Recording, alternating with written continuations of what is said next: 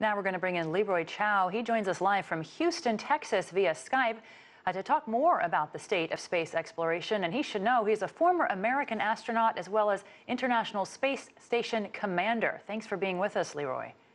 Oh, my pleasure. Good to be back.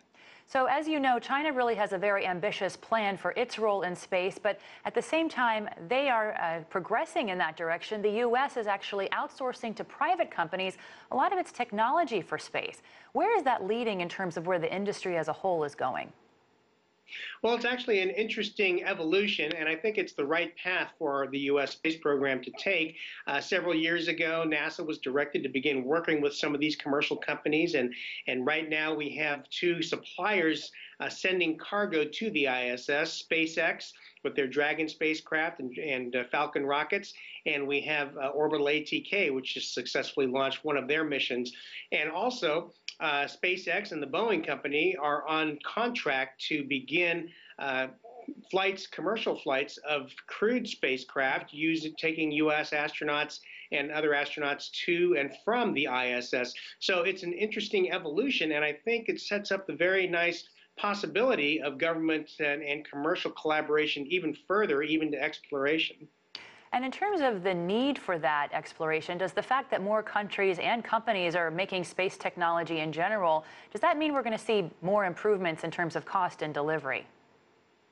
Well, that's the hope. If we can, use commercial government partnerships as we're doing for cargo and will for crew pretty soon to ISS, then the idea is that we will be able to save some money doing that.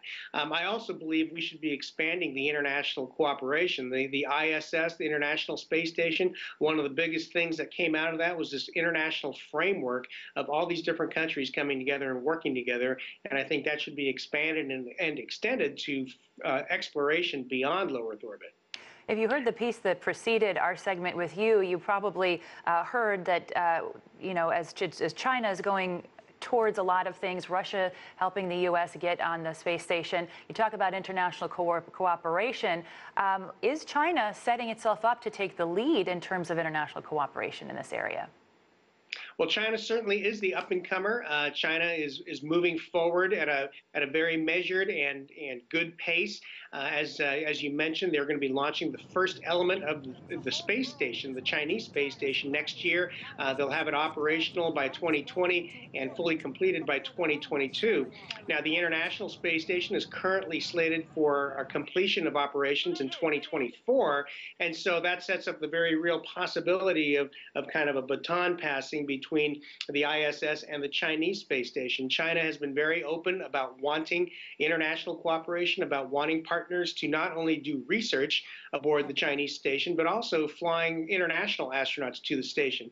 And so there is a proposal, of course, to extend ISS to 2028, but it's a very valid point that the U.S., while it can be argued that we're slowly making some progress, and I think we are, we've definitely slowed down, and the up-and-comer is China. And I think it makes sense for us to partner together rather than, people calling for some kind of a renewed space race. I don't see that happening.